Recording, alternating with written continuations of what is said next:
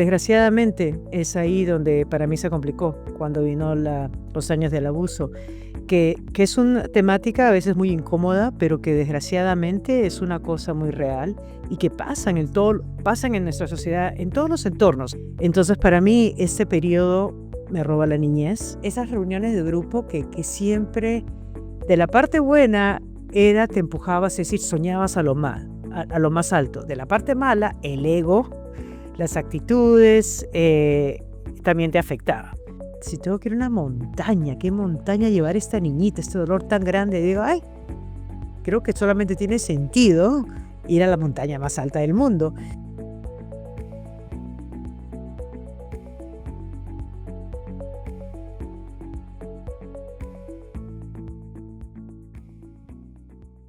Bienvenidos una vez más a Diálogos con Stakeholders. Hoy en este episodio, vamos a enfocarnos justamente en lo que es el liderazgo, la resiliencia y cómo podemos transformar nuestra vida a partir de estos dos factores. Y nos acompaña Silvia Vázquez Lavado. Silvia Vázquez Lavado es una montañista, activista, escritora peruano-americana que tiene una historia increíble y potente. Bienvenida, Silvia, gracias por acompañarnos el día de hoy. Muchísimas gracias, Janina, gracias. Me encanta que nos puedas acompañar justamente para que nos cuentes cómo fue que en verdad todos los episodios que has tenido en tu vida te han llevado a donde has llegado, ¿no? Eres una mujer que ha subido a las 7 montañas más importantes, has subido al Monte Everest y bueno, vamos a hablar un poco más adelante al respecto. Pero me gustaría que vayamos un poco a la Silvia de cuando era chiquita, cuando era niña y soñaba como con el mundo. ¿Cómo era este mundo con el que soñaba Silvia de niña? Mira, primeramente a mi país de chiquita lo amaba. Era un sentido de orgullo, digamos, es la casa donde naciste, la cuna donde vienes. ¿Dónde naciste? Yo nací acá en Lima y mira, desde chiquita, es decir, el entorno familiar, te hace pues una conexión muy, muy linda. Desgraciadamente es ahí donde para mí se complicó, cuando vino los años del abuso, que es una temática a veces muy incómoda, pero que desgraciadamente es una cosa muy real y que pasan en nuestra sociedad, en todos los entornos. Ahora, no para disculparlo, pero no solamente en el Perú, en todo el mundo. Y eso es una de las cosas que pasan en los entornos más humildes, como en los entornos también de mucho privilegio. Entonces, para mí, este periodo me roba la niñez, digamos, me afecta muchísimo en ese sentido de cómo yo era de niña. Y la razón que lo estoy comentando es por lo que a mí me trajo, nunca me voy a olvidar, mi papi tenía en su oficina un globo mundial, esos redondos que le dabas vuelta, el globo terráqueo y los libros y las enciclopedias de muchos países europeos, de muchos museos. Y honestamente, yo me acuerdo especialmente jugar con el globo terráqueo, porque digamos, era ese dolor, esa incomodidad de estar acá, de viviendo, que decía, pero somos un pedacito, mira el resto del mundo. Entonces siempre tenía la aspiración, ojalá algún día pueda visitar algún otro sitio, cómo vivirán otras culturas. Entonces, eso me parece interesante porque creo que me afectó muchísimo el sentido digamos, de identidad también, viendo de que sé que estoy pasando por esas circunstancias que no hay explicación. Especialmente muchos de nosotras que hemos pasado por esas situaciones nos autoculpamos, pero la inspiración que tenía el globo terráqueo era cómo será la vida en otros sitios. Ahora como decimos, cómo será la vida en otros planetas, yo me veía cómo será la vida en otros países. Entonces creo que eso para mí generó muchísima atención, que ha sido un punto de definición que bueno, con los años, es decir, he tenido la oportunidad de visitar casi todo el mundo. Entonces, es una situación que creo que empezó también dentro de ese dolor de saber cómo será la vida en otros sitios. Y qué importante lo que dices, que buscaste, ¿no?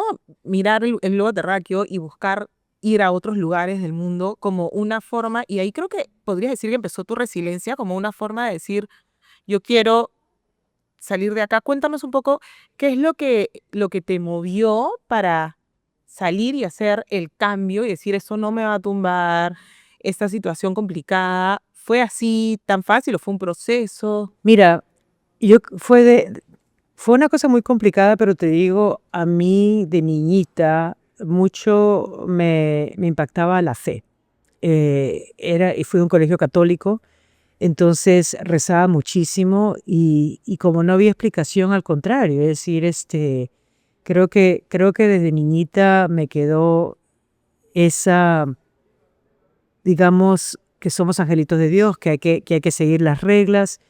Entonces yo creo que eso me ayudó muchísimo en la resiliencia de niñitos, que sabía que bueno, no hay explicación, pero también no, digamos, no me puedo quitar la vida. Una cosa de esa manera. Es decir, le tenía mucho miedo. A veces bromeo, que creo que la Iglesia Católica había tenido pues un programa de marketing muy poderoso que impactaba que si me hago algo, termine en el infierno, no, va a ser peor.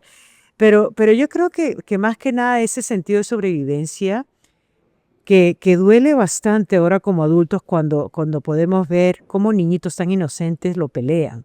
Y creo que también será a veces quizá la edad tan joven que están, entonces no saben y tienen que seguir. Entonces yo creo que esa resiliencia al menos quizás se habría sembrado, que una vez que tú agarras tu conocimiento nos olvidamos. Pero había algo muy poderoso.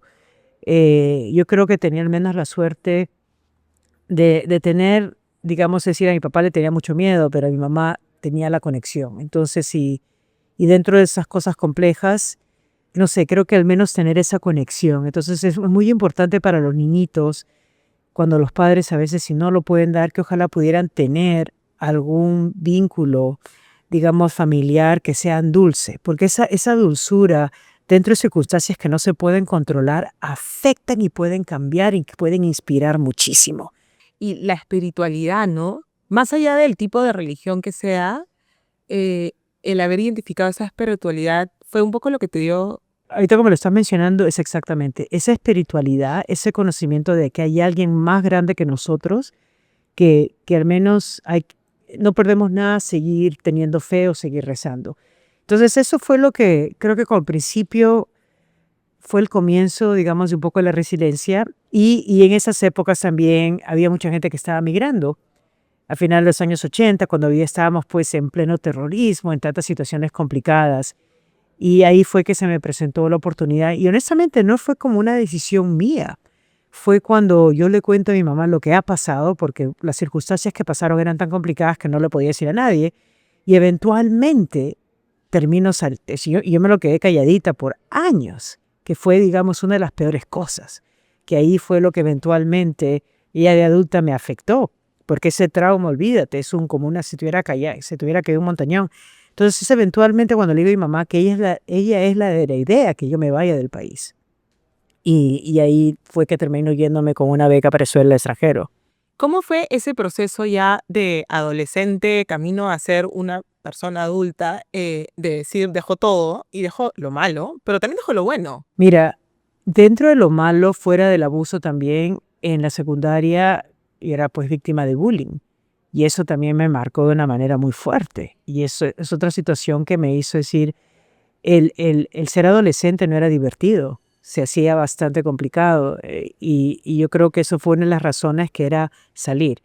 Lo que rompía el corazón era dejar a la familia, dejar a los amigos, dejar tu país.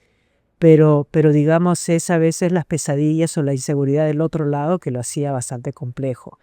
Y era tomar, digamos, ok, bueno, es decir, era una situación tan difícil que era, bueno, dejar hacer ese sacrificio. Y es ahí que termino saliendo.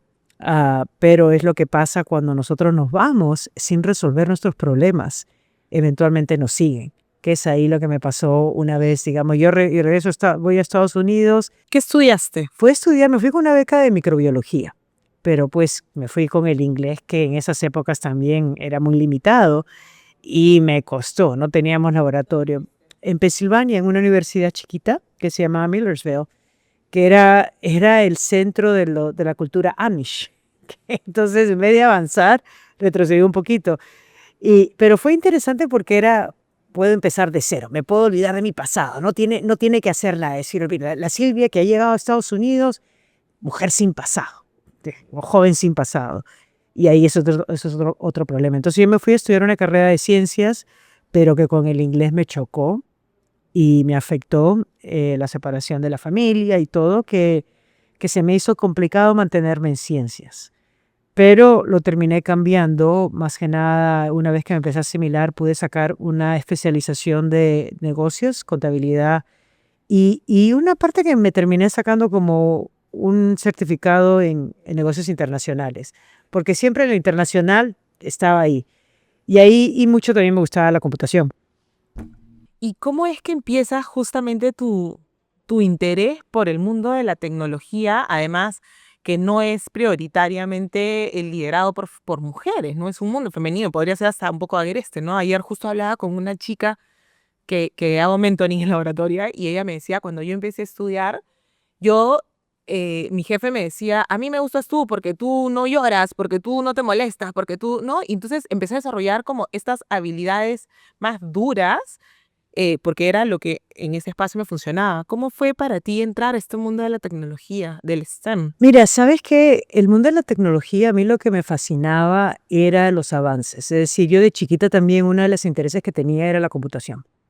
Y acá pues en esas épocas Iraoka y olvídate, pues ahí te daban tu aprendiendo, nunca me voy a olvidar las clases secundarias o aprender mecanografía o computación. Y yo era una de las 6 lornitas ahí en la computación porque me encantaba siempre las matemáticas. Entonces había un mundo en el cual uno podía perderse.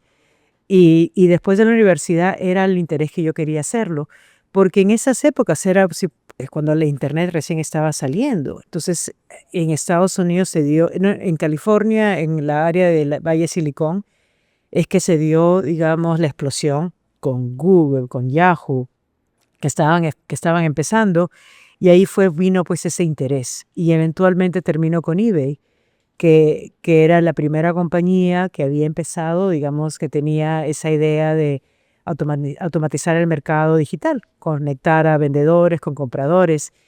Y para mí, olvídate, es una de las cosas que aprendí muchísimo fue, a, a diferencia de compañías tradicionales, a diferencia de compañías productoras, que manufacturan algo, que están, digamos, creciendo algún producto, estas compañías de internet ya tienen el producto ya está, es digamos la página de web, es nomás, es el servicio.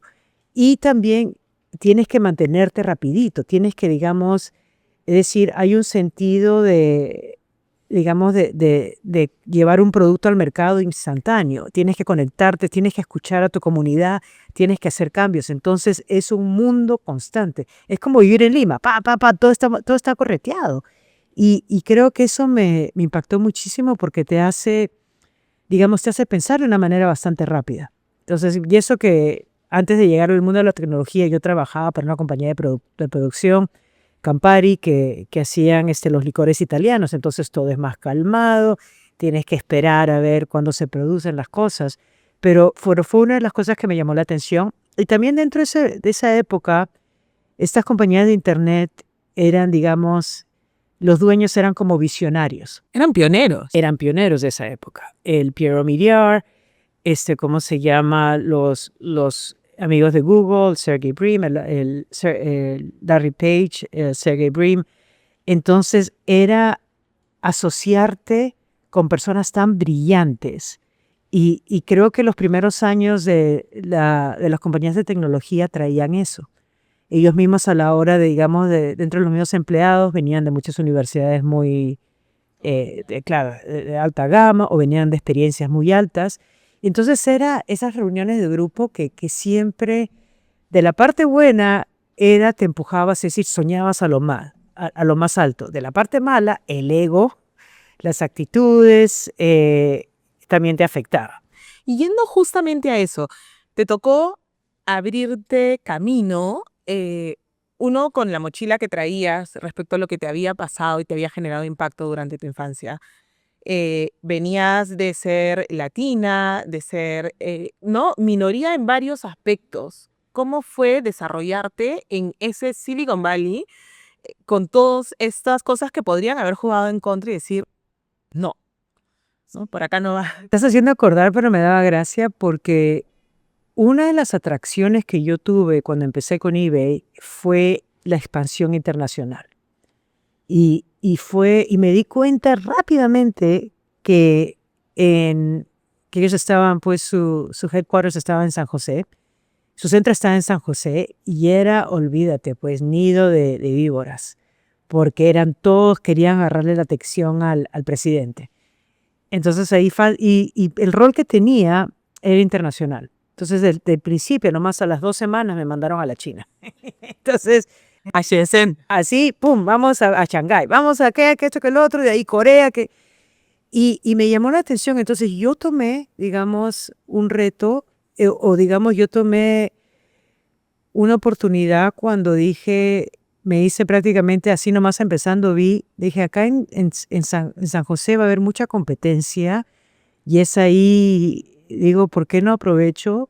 Y si necesitan expansión internacional, me voy a otro país.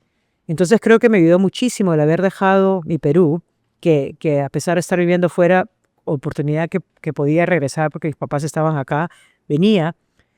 Y dije también, bueno, me voy a vivir a otro continente. Entonces me terminé mudando a Europa y empecé a enfocarme en Europa y en el Asia. Y eso me encantó bastante porque me ayudó a, digamos, a conocer distintas culturas, a globalizarme muchísimo más. Entonces, dentro de esa parte que es importante tomar a veces esos desafíos o esos retos, esas incomodidades. Y una frase que me mueve muchísimo es, si, si por mi mejoría, mi casa dejaría. Y no hay que ver, y a veces nos da miedo porque decimos, uy, pero la comunidad, a veces, digamos, la familia, ciertas cosas, pero con las tecnologías que tenemos ahorita en comunicación, y saber que los cambios no tienen que ser permanentes, que pueden ser temporales. Y yo creo que eso a mí fue una de las cosas que me abrió el mundo. Te digo, un cambio de experiencia, a veces así no sea de país, sino a veces de ciudad, te puede abrir las puertas porque te hace cambiar de trabajo. Es una cosa gigante que lo recomiendo ahora. Y también, para serte bien honesta, eso también para mí personalmente en la parte corporativa fue una de las limitaciones por, digamos, esas circunstancias que yo me había traído de niñita. El hecho que había tenido que pasarlo del abuso me hizo hacer mucho, y también que venía de un hogar de mucha violencia, me hizo tener mucho miedo a la autoridad. Entonces, y también a veces en esas circunstancias machistas, digamos, yo misma me hacía chiquita. Y el encontrar mi voz, digamos, se limitó. Entonces, una vez ya en una compañía que se está expandiendo de tecnología en esas épocas, pues, olvídate, pues, con la voz de muchos de los ejecutivos, que era, pues, es decir, el ego, que era más grito, más a capo, eso yo me hizo limitar un poquito. Entonces, dentro de mi propia responsabilidad, que mucho me gusta aconsejar a jóvenes, es saber, ok, hay que identificar, digamos, si es que hay algún límite que estamos viendo para ver cómo podemos superarlo. Todo se puede superar. En este caso, personalmente, fue una de las cosas que me tomó muchos años, digamos, darme cuenta, no, ¿por qué tengo tanto miedo? Entonces, Silvia, cuéntanos, ¿cómo fue ese momento en el que tú decidiste sanar? ¿No? Decía, decidir subir al Monte Everest no es una cosa que pasa de pronto, es un proceso, no te levantas y dices, siento que esto me va a llevar. ¿Cómo fue ese proceso? mira, te digo, para serte bien honesta también, antes de empezar el mundo de la tecnología, yo trabajaba para Campari y me había convertido en una mujer alcohólica. Y no ayudaba el hecho de que estás trabajando no con una compañía que vende licores, pero también la razón que también me convertí alcohólica es porque cuando dejé la universidad, empecé a trabajar, me regresó esos recuerdos del trauma que no lo había lidiado, porque prácticamente yo me terminé escapando de acá, como diciendo, ya, empiezo una nueva vida, corta el pasado. Y eso es una de las cosas que también me gusta a veces aconsejar. No nos podemos correr. Ahí sí hay cosas que no hemos lidiado, eventualmente te va a llegar. Así como decimos que el karma le agarra a todos, hay cosas y los traumas te agarra. Entonces, en este caso, para mí se me regresaron las memorias Y como no tenía mucha vergüenza en poder hablarlo, empecé a tomar. Y empecé, digamos, a crear muchos problemas en mi vida, tanto así que terminé pues agarrando terminé con lo que se llama el DUI, que es, digamos, una violación muy seria por estar alcohólica, por haberme chocado contra un ómnibus, terminé en la cárcel y estaba, digamos, había tocado lo más bajo de mi vida. Y es ahí recién que pido ayuda, que digo, ya no puedo más. Entonces llamo a mi mamá y mi mamá, es una de las cosas que cada vez que me recuerdo me río, me dice, ¿sabes qué? Vente acá a Perú, vamos a hacer una sesión de ayahuasca. Mi mamá, mi mamá es la que me dice, vamos a hacer una sesión de ayahuasca. Y es, digamos, vengo acá a Lima, no fuimos a la selva, pero lo hicimos con una maestra shipiba y eso fue lo que dentro de la sesión, lo primero que se me viene en la cabeza es la imagen de yo de niñita.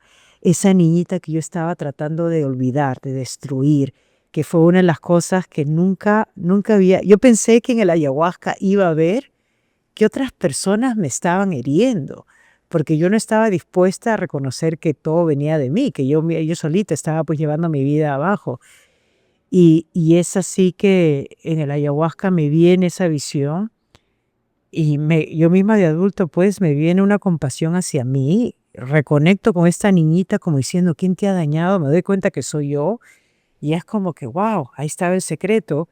Y es de la nada, mientras estamos reconectando, que se nos viene una montaña y se nos abre una montaña y mi niñita me lleva a caminar en la mano de la montaña. Entonces es así donde empieza. Es una cosa muy inusual que fue también la medicina de mi propio país que me muestra lo que tenía que hacer. Entonces llevando esta visión es cuando también, siendo Virgo, digo, si tengo que ir a una montaña, ¿qué montaña llevar esta niñita, este dolor tan grande? Digo, ay, creo que solamente tiene sentido ir a la montaña más alta del mundo. Y ahí es que yo decido ir a la base de la montaña Everest sin saber lo que iba a esperar. Y es así, pues en esa aventura, justo recién había empezado también mi trabajo de tecnología, y es ahí que me doy pues una escapadita una semana a visitar a Nepal. Pero no eras No era montañista, no montañista estabas nada, no tenía nada, entrenada. no tenía nada, nada, nada, nada, nada. Era así, era como, primeramente, esta visión de la ayahuasca y también ahí hablándote así, pues como nosotros somos acá en Perú, que a veces digamos, ya a ver, carajo, lo voy a hacer para ver qué va a salir. Ya, ahorita no encuentro nada. Del reto. Así el reto nomás, pero a la mala, diciendo, ya, a ver, para sacarme la espina, porque sé que esto no me va a mostrar nada. Y hago es decir, me voy sin nada de expectativa, al contrario, pensando, oye, disculpa la palabra, pero esto, ya, Claro. es como para decir, Mamarracho. ya, no, esta vaina no vale nada.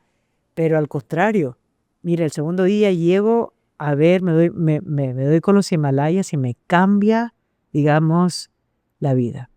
Porque era la primera vez que veo, digamos, yo creo que veo qué tan chiquitita, insignificante era en este mundo rodeada de las montañas más altas. Y me entra de la nada, o por primera vez de niñita, me entra el asombro, que es una emoción que te ayuda a abrir el mundo. Es decir, nosotros muchas veces estando acá en un mundo tan ocupado como Lima, estamos como una cajita. Y es como que pues la caja se me hubiera abierto y me viene una inspiración, me viene digamos una fortaleza, un coraje que no lo había sentido y me hace llegar a la base del Everest en 4 días. Y es ahí cuando llego a ver el amanecer en el Everest que veo que la palabra Everest significa madre del mundo en el idioma local y me conmueve y le hago una promesa y le digo, madre del mundo, me estás regresando a la vida para darte gracias, algún día voy a regresar y tratar de subir hasta la cima con dos condiciones, regresar con la experiencia y regresar con una causa social. Y es ahí donde empieza, digamos, este reto, este sueño digamos, de convertirme en montañista. Entonces tenía el reto, el sueño, pero también por la parte corporativa, mi vida se estaba expandiendo, tenía mi propio reto profesional, mudándome a otro país, digamos, haciendo mis propios impactos. Y qué bonito esto que dijiste, que llegaste hasta una parte y dijiste, me voy a preparar para hacerlo, ¿no? ¿Qué aprendizajes te dejó esta primera incursión? Mira, es que, ahí como me lo estás mencionando, yo creo que es una de las bellezas que tenemos como mujeres, que a veces nosotros no somos las hormiguitas trabajadoras. Yo no sé, no es por poner digamos, criticar a nuestros hermanos los varones, pero yo creo que nosotros de mujeres muchas veces, y también creo que será el sentido de madre, nos preparamos o sobrepreparamos. Entonces digamos, pucha, algún día voy a regresar y voy a convertirme en montañista. Yo tengo muchos amigos que hubieran dicho, ya vengo el otro año, voy a conquistar. Pero había algo que digamos que lo veía y sentía, decía, esta cosa se ve imposible, se ve difícil, pero con la preparación lo puedo hacer. Entonces yo creo que eso es la clave de todos los sueños que queremos hacer. Y es a veces, y también me encantó que de la nada también me salió la segunda parte, que era voy a regresar con una causa social. ¿Cómo conectaste eso con una causa social? Mira, digamos, el apreciar la oportunidad que había tenido, y eso es una de las cosas que también mi mamá, y a ella le debo muchísimo, me inculcó de chiquita, porque mis padres vinieron de situaciones muy humildes. Entonces me hizo, digamos, apreciar, tener agradecimiento, apreciar las oportunidades que tenemos, pero también no olvidarnos de dónde veníamos. El hecho de seguir dando, porque el mundo da muchas vueltas. Eso mucho me lo inculcaba mi mamá, el mundo da muchas vueltas, tú nunca sabes lo que puede pasar y nunca critiques o nunca juzgues a nadie por lo material, porque un día tienes, el otro día no vas a tener.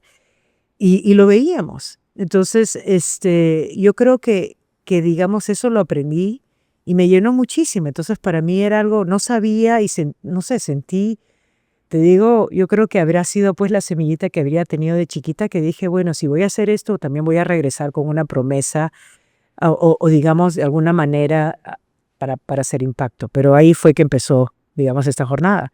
Qué lindo porque este camino te llevó a desarrollar esas ganas de poder generar un impacto en la comunidad, en la sociedad, a pesar de haber pasado situaciones tan duras y complicadas a lo largo de tu vida. ¿Cómo conectas esto con tu desarrollo profesional? Eres una mujer líder en muchos aspectos. Las montañas y el liderazgo, ¿no? Estamos hablando de dos puntos en donde la resiliencia te ha llevado a eso, pero ¿cómo conectaste? ¿Qué similitudes has encontrado en este camino? Yo te diría, ¿sabes qué? Y ahorita lo que me estás diciendo es, yo creo que a veces cuando estamos con mucha presión corporativa o digamos responsabilidades, a veces decimos, oye, pero no tengo tiempo, y no, ahorita no puedo dar. Voy a dar quizá cuando esté en este nivel, o ¿por qué no hago esto? Lo otro y recién doy. O a veces, oye, pero si doy me quedo, no voy a tener. Y te digo que lo que he aprendido es al contrario. Si empezamos a dar así de lo poquito, pero con corazón, no digamos como, ay carajo, que tengo que hacerlo porque, pero si lo damos con interés, se te van a abrir oportunidades. Es simplemente cómo, digamos, qué intención o qué prioridad le estamos dando. En el sentido, por ejemplo, de la parte de liderazgo que me llevó a las montañas, es decir, yo creo que dentro de la preparación para seguir, digamos, agarrando más experiencia, también tenía muchísimo los retos corporativos, las expansiones, estábamos abriendo oficinas en varios sitios, estábamos implementando un montón de cambios. Entonces, era ¿cómo se llama? No sé, dentro de mi vida era una prioridad que me entregaba del llano la parte corporativa, pero también era cómo hacemos impacto, cómo hago impacto, que creo que es a la hora de la hora, es una lección que todos los podemos hacer. Pero te digo así, bien claro para todos los que vean, que el poder elegir de esa manera, el decir, ya, caramba, voy a empezar, voy a dar de mi tiempo, al menos sean unas horitas, créate, van a abrir muchos más caminos. El pensar, ay, pero ahorita no, es que no tengo tiempo, que mejor espero, que aquí, que allá. Mira, vamos a esperar, nunca va a haber el momento, nunca va a haber la temporada adecuada. Hay simplemente que tomar ese riesgo, que hacerlo de corazón, pero para hacerlo de corazón hay que llegar a conocernos, hay que llegar a saber qué es lo que me interesa, qué es lo que me hace feliz, hay que, digamos, hacer esa autorreflexión. Introspección, Ujú. sí. Y creo que a veces no nos damos el tiempo, ¿no? La vida corporativa y en general la vida hoy en día es muy rápida, entonces no nos damos el tiempo de mirar hacia adentro, que realmente es lo que a mí me llena. Y creo que en la medida en que uno encuentra el propósito en su vida y lo puede sumar a tu propósito profesional, es cuando finalmente las cosas van a fluir. Y volviendo un poco a tu vida profesional, como mujeres siempre, no siempre, pero digo, en el mundo corporativo y profesional, nos toca demostrar siempre que podemos más, demostrar que no somos débiles, demostrar que, ¿no? Siempre estamos de avanzada, yo puedo hacer más trabajo que él, porque a veces nos toca competir y demostrar. Ser débiles no está bien visto. Sin embargo, tú has logrado demostrar que la vulnerabilidad no es una debilidad, sino puede ser una fortaleza. ¿Cómo lo lograste? ¿Cómo dijiste esto que me hace débil me da fortaleza para lograr cosas? Pero ahí está, el problema más grande es que hemos asociado debilidad con vulnerabilidad. Ahí es el primer problema. Es la definición. No son sinónimos. Nosotros lo hemos asociado. Entonces ahí, no, pero mira, me encanta, yo también estoy ahorita tomando nota, porque ahí está, digamos, eso es, ¿quién le ha dado ese significado? ¿Quién le ha dado ese simbolismo? Debilidad y vulnerabilidad.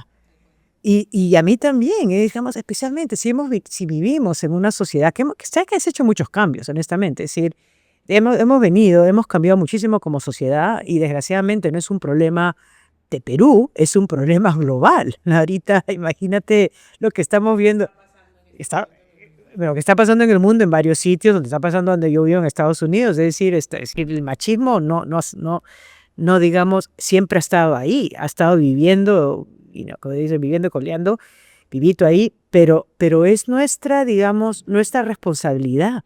Entonces, para mí lo que es muy importante es hacer esta distinción. Vulnerabilidad no es debilidad, número uno, pero hay que cambiar imagínate, pues esa relación automática que hace nuestro cerebro. La vulnerabilidad en sí, y también como yo lo descubrí, y fue, digamos, la manera más clara para mí, fue cuando yo estaba tratando de subir el Aconcagua en Argentina, y la noche antes de llegar a la cima es cuando me sentí completamente, es decir, me entró el dolor de cabeza, empecé a dudar porque justo no había tenido éxito con un par de montañas antes y dije, aquí ya no lo hago. Y estando ahí en mi carpita, no podía controlar el sentimiento, es decir, me sentí miedo, sentí que por ahí no había hecho la elección correcta. También sentí para cuando hice la Aconcagua justo había perdido a mi mamá, me había separado, ya me había divorciado, es decir, tenía un montón de problemas que se me habían acumulado y prácticamente es como se dicen a veces en inglés, surrender, que me entregué y me dejé, digamos, que me salieran las lágrimas, es decir, me sentí que no, tenía que, digamos, soltar ese dolor. Yo estoy usando esta palabra soltar, no estoy diciendo debilidad, dolor, soltar todo lo que tenía por dentro. Y una vez que lo solté, que se expresó llorando, ahí lo que me quiero imaginar, y tengo un video que lo he visto ahí que lo grabo, te lo voy a mostrar más tardecito, pero creo que es como todo ese dolor que estaba soltando, era una energía que habría sido absorbida por el cielo. Y al día siguiente sentí una fortaleza que me llegó a llevar a la cima. Entonces es ahí bien claro que pude ver que la vulnerabilidad, que no había sido debilidad, es simplemente el hecho de sentir no puedo más y soltar, es abrir el corazón y sentirte acá, no me puedo escapar, primeramente porque no podía correrme a ningún sitio, tenía que afrontarlo, pero al menos el soltarlo hizo espacio para que me venga una fortaleza que, olvídate, me llevó. Entonces ahí ahorita hablando, yo también estoy reflexionando en esto, pero creo es como, imagínate, pues llevamos una maleta llena. Y si está la maleta tan llena, imagínate, si tienes que llegar a la última, tienes, digamos, pues, La última milla. La última milla, y necesitas pues meter nueva agua, hidratarte, no tienes espacio. Entonces lo que la vulnerabilidad me hizo hacer es abrir la maleta y dejar el espacio abierto para que pueda venir lo que necesitaba, que me fue lo que me llevó. Entonces es la gran diferencia, que es lo que me ha llevado a mí a lograr cosas que yo misma a veces digo, aunque gracias vida, pero es para mí la gran diferencia de la vulnerabilidad. Ahora también es dónde elegimos ser vulnerables y cómo lo elegimos ser vulnerables. Importante. Y muy importante, ¿Cómo es eso? si te va a agarrar la vulnerabilidad en medio de una reunión, es un poquito más complicado, porque pues, ya puedes decir, si se presenta y es situación, pero nosotros tenemos que hacernos el tiempo. Y es ahí donde viene, digamos, mi combinación súper mágica que digo, anda a buscar un sitio hermoso. No tenemos, a los que no les guste el salir, porque, bueno, pucha, voy a decir, voy a irme al sitio más lindo de Lima para subir una montañita, te va a tomar 4 horas, pero también anda a ver un atardecer. Búscate un espacio, algo que tú lo creas sagrado, pues tenemos una vista de mar tan hermosa, y si tú misma tienes que saber qué te puede dar un poquito de ese asombro, y aprovecha ese tiempo para ser vulnerable, para conectarte, para ver qué es lo que ha llenado mi maleta, qué es lo que tengo que soltar. Y yo así como he garantizado el 100%, yo te digo así, garantía, y si no, te devuelvo tu dinero, pero así, garantizado 100% la vulnerabilidad, esa reconexión personal, no tiene pierde y te va a ayudar a llegar donde tienes que llegar. Entonces, pero también es cosa de ver dónde lo vas a hacer. Pues si lo haces en una oficina, un poquito más complicadito, pero si te das el tiempito que no, y ahí también es ese sacrificio, pero es una cosa personal. Tu mejor amiga no te lo va a descubrir, tu pareja no te lo va a descubrir. Entonces esas diferencias es lo que nos puede llevar. Qué importante lo que dices de atrevernos a sentir. Sentirnos vulnerable no está mal, pero eso no debe ser algo que nos detenga. No tiene que detenernos, ¿no? Entonces yo me acuerdo pues de mis épocas, había El Chavo del Ocho, el programa, y había una escena, el machito llorón, que era, ¿por qué estás llorando? ¿Ves? Yo soy un machito llorón. Entonces yo siempre me bromeo, pues me dicen, oye, qué bárbara, qué brava, pues yo soy la brava llorona, porque no tengo así ningún traspiés de expresar mi vulnerabilidad, de poder llorar, al contrario. Esos lloriqueos, que una vez más no son debilidades, son expresiones, esos lloriqueos son lo que me han llevado, pues, llorando, de eso es donde he llegado. Y nuevamente, ¿hasta dónde has llegado? Cuando te propusiste subir a las 7 montañas más altas del mundo con una causa social, llevando además a mujeres que habían sufrido también situaciones de abuso, ¿tuviste momentos en donde las cosas no funcionaron? A cada rato, a cada rato. Me encanta que te rías además cuando lo Que cuentas. lo veo en los traspiés, uff. ¿Cómo lo superaste? Y cuéntanos tal vez alguna anécdota en la que dijiste, ya no más. Olvídate, nomás al segundo día de llevar a las jóvenes antes de subir a la montaña, todos se querían dar la vuelta.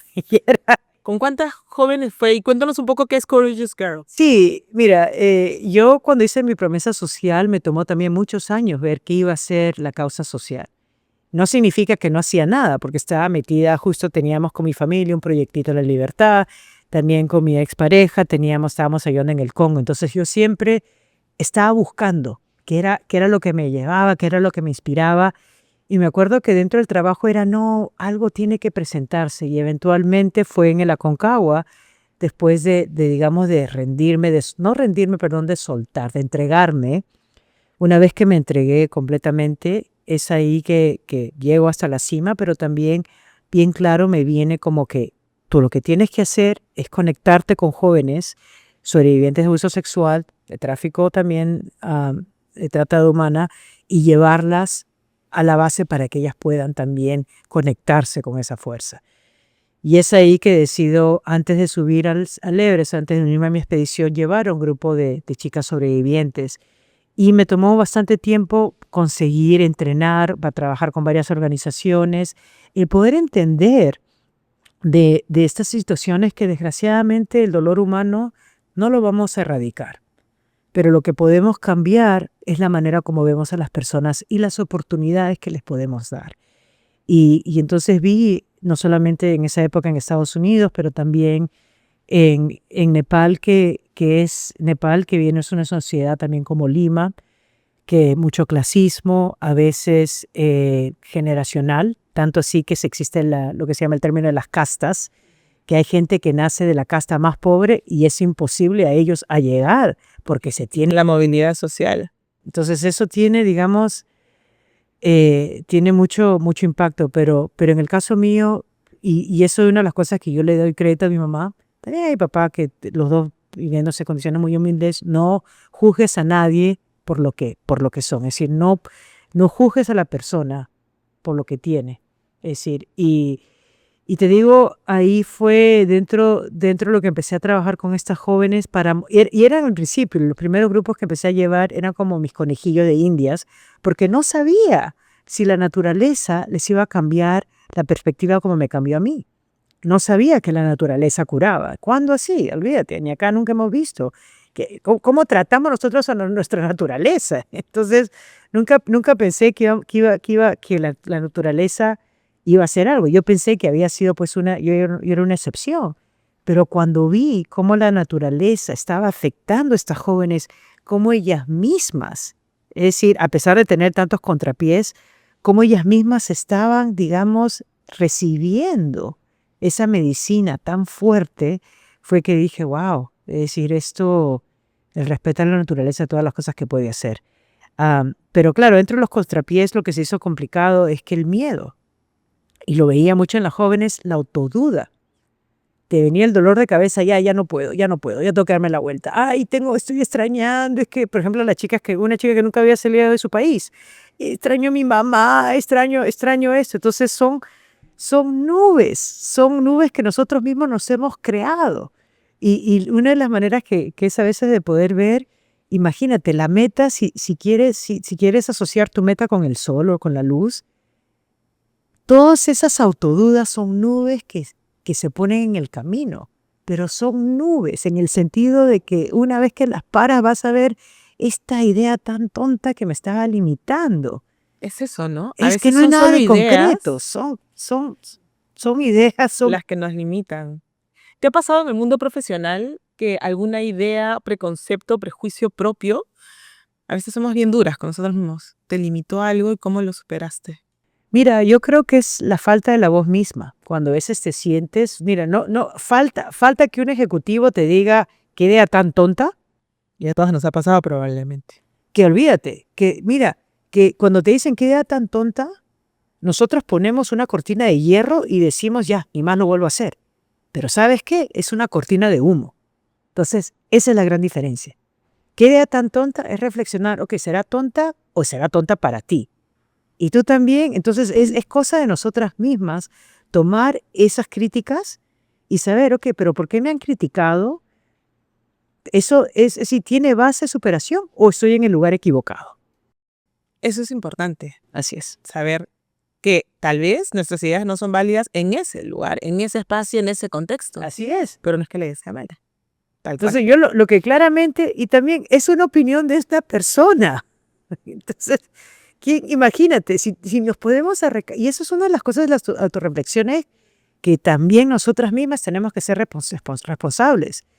Si nos podemos hacer el listado de todas las veces que nos han criticado, nos vamos a dar cuenta que tenemos una Biblia o tenemos así, pues un montañón, que a veces nos olvidamos. Entonces, eso es por eso que es muy importante ese tiempo de autorreflexión, ese tiempo de vulnerabilidad.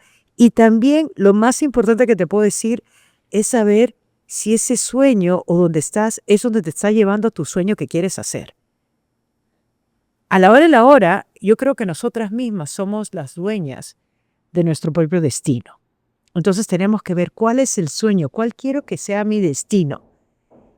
Y esta burla me está llevando a ese destino, o ahorita yo estoy acá trabajando de peón. ¿Y qué es lo que va a tomar, digamos, si es que yo quiero hacer este destino? Y ahí es donde viene esta conexión con la primera promesa. Algún día voy a regresar a subir esta montaña, pero voy a venir preparada. Entonces, ok, ya si estoy aquí y no me hace feliz, ¿qué es mi sueño? ¿Qué es mi propósito? ¿Qué es mi destino? Perfecto. ¿Me voy a tirar ahí de inmediato o lo voy a Sin hacer herramientas. sin herramientas o lo voy a hacer pausado y me doy un tiempo? Y me preparo para eso. Preparo. Si quiero hacer un cambio profesional, ok. Si tengo la opción, me puedo quedar 1 año, me puedo quedar 6 meses, lo hago en 2 años y cómo me voy preparando. Sabiendo que tú tienes que controlar tu tiempo. Tú tienes que saber, ya, le doy 8 horas acá, pum, pero el día tiene 24. Entonces, ¿qué toma? Y también están los fines de semana. Que era así también como yo me hacía, cuando me iba a escalar mis montañas, lo hacía porque nadie me las tenía que nadie me las pagaba, yo solita me las tenía que pagar. Entonces tenía que agarrar mis vacaciones. Tenía que entrenar los fines de semana. Entonces, es decir, cuando el querer es poder, dentro de lo más simple. Qué importante lo que dices. Ahora hablemos un poco de romper barreras. Has sido la primera mujer peruana en conquistar el Everest. La primera mujer, además, abiertamente LGTBI en subir las 7 cumbres. Estás abriendo el camino para muchas mujeres. ¿Te imaginaste esto en algún momento? ¿Fue parte de un plan? Para nada. Más me río porque digo, a ver, quiero hablar con el responsable de los planes, por favor. Tengo O sea, una mi- queja, tengo una mi Gantt, queja. ¿no? ¿Dónde está el Gantt en donde llego? El departamento responsable de los planes, quiero de una queja, por favor. No, mira, yo digo nomás y me río porque pues empezó ahí el ayahuasca. Mi medicina tan importante de mi país, que lo adoro, fue lo que, digamos, nunca, digamos, es ahorita, es decir, no es que no estoy con planes, simplemente sigo soñando, mira, tengo mucho agradecimiento a la vida, también muchas gracias, me levanto con mucho agradecimiento por las oportunidades, gracias a Diosito, pero olvídate, es decir, con todo lo que se me está abriendo, nunca pensé me acuerdo que empezaba escalando y yo era una mujer abiertamente gay, pero pensé que había habido ya pues mujeres más fuertes y digamos más bravas que lo habían hecho. Y cuando me doy cuenta que voy a ser la primera, digo, Wow. wow, ok, pero a seguir porque para mí es importantísimo la igualdad. Y sabiendo que también estoy en una zona de mucho privilegio donde, digamos, vivo en una ciudad que hay mucho apoyo, que hay mucha cultura, que fue la razón que terminé donde vivo en San Francisco, pero que a nivel mundial hay que seguir abriendo barreras, hay que normalizar, digamos, las historias, que yo tengo mis preferencias, pero soy humana. Y digamos, entonces si voy a conocer a otras personas, no es que voy a venir a imponerte, sino que me tienes que tratar como una persona humana. Ante todo, Ante todo, somos seres humanos. somos seres humanos. Entonces somos almas humanas. Entonces para mí pero lo que tenemos que nosotros hacer es normalizar. Que digamos que yo no soy un bicho que vengo, digamos, decir que no soy una persona que vengo a destruir o que no, al contrario, digamos, yo estoy aquí para ayudar, para estar al servicio. Entonces, dentro de eso, para mí fue muy importante digamos, el mantener mi identidad, porque estoy tratando de normalizar hasta que esto se normalice. Y han sido, digamos, mis antepasados gays o la comunidad que la ha venido luchando, que han abierto el camino para la normalización, pero todavía tenemos que seguir normalizando. Hay un camino por recorrer. Y mira, mucho me impresiona en sitios más humildes que he visitado, que personas, especialmente los sabios, las personas ya de edad, que no se hace, qué bien. Oye, el hecho que son a veces las personas más cerradas que tienen educación, que tienen miedo. Que digamos, es decir, como digamos, son los que a veces hay muchos también que están en el closet, que son los más críticos.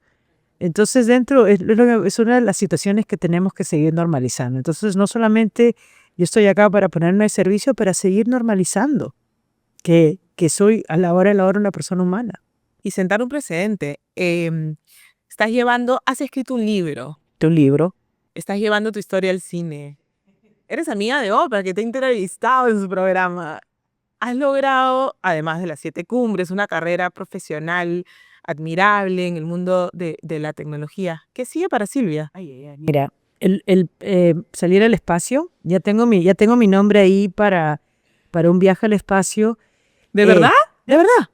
No, de verdad, ya está mi nombre ahí. Estoy en la lista de espera. Ahorita justo Loren Besos, que la conozco, está llevando un grupo de 5 mujeres y mi nombre está en la lista de emergencia si alguien cancela. ¡Wow! ¿No te da miedo? No. A seguir. Pero bueno, eso es la parte de diversión. En la parte ahorita seguir trabajando para desarrollar la película, que estamos ahí, que ha tomado un poquito de tiempo, pero también las cosas hay que tener paciencia. Pero te digo así abiertamente, lo que ahorita me está apasionando es, estoy regresando acá al Perú con una iniciativa que estoy trabajando con 5 mujeres peruanas, bueno, 2 italianas que ya vienen acá viviendo en el Perú 14 años, pero en sí somos 6 mujeres que estamos llevando un proyecto para revolucionar la educación rural y estamos empezando en San Martín. Y bueno, esto empezó, la idea, para así darlo abiertamente, empezó con una amiga muy querida, una tecnóloga increíble, Natalie Hill, y así justo vino a una, cuando Natalie, hice, gran amiga, además. sí, una mujer increíble, oye, con todo lo que lo que ha abierto, pero vino uno de mis conversatorios de libro, y ahí fue ahí en un tanta ahí conversando entre quequito y tecito, estuvimos hablando y pusimos una semillita. Y las dos que también, pues la parte robótica, en la inteligencia artificial, dijimos, oye, tenemos que hacer algo, tenemos que hacer algo. Ya hace ya casi 2 años, ese tenemos que hacer algo, ya lo hemos formalizado. Entonces estamos empezando, yo tenía mi organización Courageous Girls, Chicas Coraje, que lo estamos cambiando acá, empezando una ONG que se llama Sinchi Warmi, ¡Qué lindo el nombre! que significa Chicas Coraje en quechua. Me encanta. Entonces estamos empezando este emprendimiento y nos estamos asociando con Ciudad Saludable y con Semillas, que es una organización de 2 italianas que vienen abriendo colegios sostenibles. Entonces hemos creado un colectivo que se llama Amazonía Educa y que vamos a tomar 8 colegios rurales de la región de San Martín, que se llama colegios de alternancia. Y honestamente, pues vamos a crear, es un programa piloto, afectar a son 777 niños, casi 800, pero que nos estamos piloteando para crear un cambio que ni yo misma, digamos, decir, bueno, yo tengo la fe que vamos a hacer, pero qué tanto vamos a llegar, el mundo olvídate. El límite. O el espacio. El espacio, Ahora, al espacio. Estamos dando, pero eso es una de las cosas lo que me ha llenado creo que se me han ido los límites. Si la niñita peruanita nunca pensó llegar hasta dónde, y por qué no apostar acá a la educación de mi país, que tanto lo adoro, y de pasada que eventualmente pues algunos de los estudiantes ya pues cuando ya sea viejita ya me mantendrán. Pero imagínate apostar, y especialmente en nuestra Amazonía, que es tan rica. y que la hemos mirado de espaldas siempre. Es la botica del mundo. Entonces, ¿por qué no llevar todo esto y ponerlo? Así que yo misma es lo que ahí estoy soñando, que honestamente da miedo, porque no, estamos ahorita en la parte más complicada de recabar los fondos, pero ahí sí, a seguir soñando. Me encanta, Silvia, a seguir soñando y soñar en grande. A soñar en grande. Muchísimas gracias. Nos hemos volado el tiempo, pero esta conversación ha estado súper interesante. Es como para 4 capítulos o más. Te digo una frase que Tomás quiero dejar a todos los que nos estén escuchando. Eso te iba a decir. ¿Con qué reflexión final nos quieres dejar? Que nunca es tarde. Nunca es tarde para llegar a tu sueño. No te rindas y nunca es tarde. Así te digan lo que te digan, acuérdate con una cortina de humo, pero que nunca es tarde. Muchísimas gracias, Silvia, y gracias nuevamente a todos por escucharnos. Ha estado buenísimo. Y nos vemos pronto en el siguiente episodio.